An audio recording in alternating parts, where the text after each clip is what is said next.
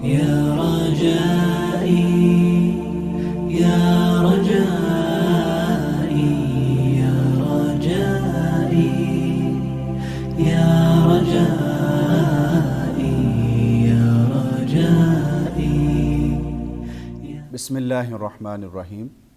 B S علوم اسلامیہ کے course code 1904 اسلام میں اختلاف رائے کے آداب کے ساتھ آپ کی خدمت میں حاضر ہے ڈاکٹر حافظ طاہر اسلام۔ آج ہم بات کریں گے عہد تابعین میں اختلاف رائے کے حوالے سے۔ اس سے پہلے ہم عہد رسالت مآب صلی اللہ علیہ وآلہ وسلم اور عہد صحابہ کے اختلافات پر بات کر چکے ہیں۔ تابعین کو وراثت میں کتاب و سنت کے ساتھ صحابہ کرام کا تعامل بھی ملا۔ ہم یہ جانتے ہیں کہ خلافت راشدہ کے عہد میں صحابہ کرام مختلف علاقوں میں منتقل ہو گئے تھے۔ حضرت عمر رضی اللہ تعالیٰ عنہ کے زمانے تک اگرچہ صورتحال یہ تھی کہ زیادہ تر صحابہ کرام مدینہ منورہ ہی میں قیام کرتے تھے، کیونکہ خود حضرت عمر رضی اللہ تعالیٰ عنہ کی یہی کوشش ہوتی تھی تاکہ وہ زیادہ سے زیادہ صحابہ کرام سے مشاورت کر سکیں۔ لیکن حضرت عثمان رضی اللہ تعالیٰ عنہ نے صحابہ کو یہ اجازت دے دی کہ وہ اسلامی مملکت کے جس علاقے میں بھی رہائش اختیار کرنا چاہیں وہاں جا کر رہ سکتے ہیں۔ چنانچہ ہم یہ دیکھتے ہیں کہ بعد میں خود حضرت علی رضی اللہ تعالیٰ عنہ نے اپنا جو دارالحکومت ہے وہ مدینہ سے کوفہ منتقل کر لیا۔ اسی طرح حضرت عبداللہ بن مسعود رضی اللہ تعالیٰ عنہ بھی کوفہ میں رہے۔ اسی طرح حضرت عمار بن یاسر اور ابو موسیٰ اشعری رضی اللہ تعالیٰ عنہم یہ بھی کوفہ کے اندر ہی رہائش پذیر رہے۔ جبکہ مکہ میں ہم یہ دیکھتے ہیں کہ حضرت ابن عباس رضی اللہ تعالیٰ عنہ اور حضرت عبداللہ بن زبیر موجود تھے۔ اسی طرح مدینہ کے اندر ام المومنین حضرت عائشہ رضی اللہ تعالیٰ عنہ اور حضرت عثمان، حضرت عمر، حضرت ابن عمر اور حضرت ابو ہریرہ رضی اللہ عنہم اجمعین موجود تھے۔ ان صحابہ کرام سے جن تابعین نے علم حاصل کیا انہوں نے ان صحابہ کرام کے طرز استدلال اور انداز استنباط کو بھی اپنایا۔ چنانچہ ہم یہ دیکھتے ہیں کہ تابعین کے زمانے میں خاص طور پر دو مدارس وجود میں آئے، ایک اہل حجاز کا اور ایک اہل عراق کا۔ اہل حجاز کے مدرسہ فکر کی سربراہی یا نمائندگی حضرت سعید بن مسیب رحمۃ اللہ علیہ کر رہے تھے، جبکہ عراق اور کوفہ کے اندر حضرت امام ابراہیم نخعی رحمۃ اللہ علیہ پیش نظر آتے ہیں۔ سعید بن مسیب بھی تابعی ہیں اور ابراہیم نخعی بھی تابعین میں شمار ہوتے ہیں۔ اسی طرح شام کے اندر امام مکحول ہیں اور یمن میں امام طاووس رحمۃ اللہ علیہ اپنے مدارس کے ساتھ ہمیں نظر آتے ہیں، اور یہ تمام حضرات تابعین میں شامل ہیں۔ تابعین میں جو اختلاف تھا وہ اصل میں صحابہ کرام کے جو فتاویٰ اور فیصلے تھے ان کو اپنانے کے ساتھ انہوں نے جو اجتہاد کیا اس کے نتیجے میں مختلف نقطہ نظر پیدا ہوئے، اور جو اسلوب اور انداز صحابہ کرام کا تھا وہی ان دبستانوں میں ہمیں نظر آتا ہے۔ جو تنوع تھا وہ اسی طرح ہمیں یہاں بھی دکھائی دیتا ہے۔ آئیے چند مثالیں دیکھتے ہیں جس سے ہمیں یہ اندازہ ہوگا کہ اس زمانے میں اختلاف کا سلیقہ اور انداز کیا تھا۔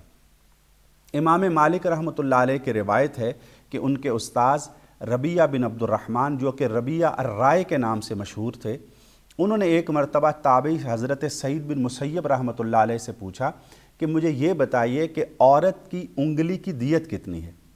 تو انہوں نے کہا کہ ایک انگلی کی دیت 10 اونٹ ہے۔ انہوں نے پوچھا کہ 2 انگلیوں کی دیت کتنی ہے؟ کہا 20 اونٹ۔ 3 کی کتنی ہے؟ 30 اونٹ۔ پھر انہوں نے پوچھا کہ 4 انگلیوں کی دیت کتنی ہے؟ تو حضرت سعید بن مسیب نے فرمایا کہ 20 اونٹ۔ تو حضرت ربیعہ نے کہا کہ یہ کیسا عجیب معاملہ ہے کہ جب نقصان زیادہ ہوا تو دیت کم ہو گئی۔ تو امام سعید بن مسیب رحمۃ اللہ علیہ نے فرمایا کہ کہیں تم عراقی تو نہیں ہو؟ یعنی یہ طریقہ کار کہ کسی مسئلے پر عقلی اعتراض اٹھانا، اس کی توجیہ اور تعلیل کا اسلوب اپنانا، یہ اہل عراق کا شیوا تھا، جبکہ اہل حجاز کے یہاں روایت اور نقل کو دیکھا جاتا تھا۔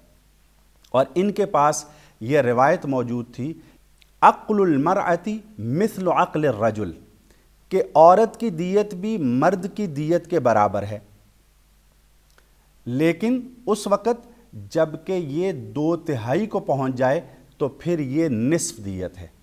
تو گویا کہ 3 انگلیوں تک وہ دیت مرد کے برابر ہے، لیکن جب اس سے زائد ہوگی تو پھر وہ مرد سے آدھی دیت ہوگی۔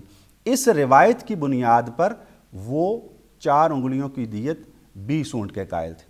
بہرحال انہوں نے آگے سے یہ جواب دیا ربیعہ رائے نے کہ میں عراقی نہیں ہوں، بل عالم متثبت او جاہل متعلم، کہ یا تو میں ایک عالم ہوں جو مزید تحقیق کی جستجو میں ہے، یا پھر میں ایک لا علم انسان ہوں جو سیکھنا چاہتا ہے۔ بہرحال اس معاملے میں طول اختیار نہیں کیا گیا، بلکہ یہ معاملہ یہیں ختم کر دیا گیا۔ تو یہ اختلاف کا طریقہ کار ہے کہ آپ اپنے کسی بڑے عالم سے بہت زیادہ بحث و تکرار نہیں کرتے، بلکہ علمی استفسار کے بعد اس معاملے کو ختم کر دیتے ہیں۔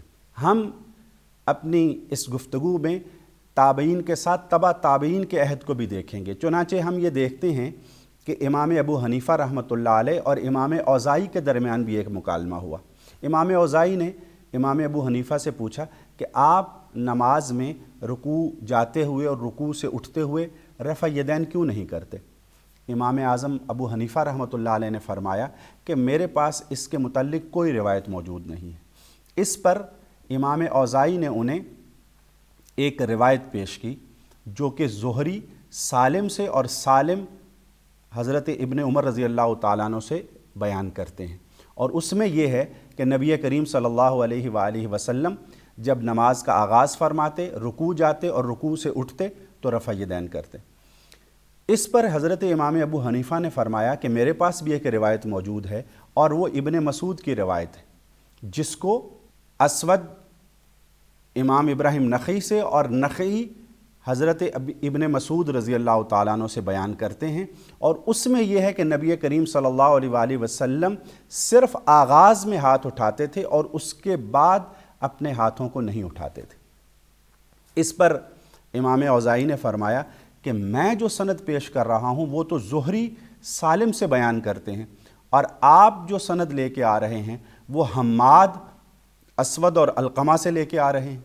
تو اس پر پھر امام ابو حنیفہ نے تقابل کیا، انہوں نے یہ فرمایا کہ حماد زہری سے بڑے فقیہ ہیں، اور اسی طرح اسود جو ہیں وہ سالم سے بڑے فقیہ ہیں، اور علقمہ جو ہیں وہ ابن عمر سے کم نہیں ہیں، اور ابن مسعود کا درجہ تو ابن عمر سے کہیں زیادہ ہے۔ گویا کہ انہوں نے اپنی وجہ ترجیح یہ بیان کی کہ جس سند کے اندر جو راوی ہیں وہ زیادہ فقیہ ہوں گے، زیادہ عالم ہوں گے، اس روایت کو ترجیح دی جائے گی۔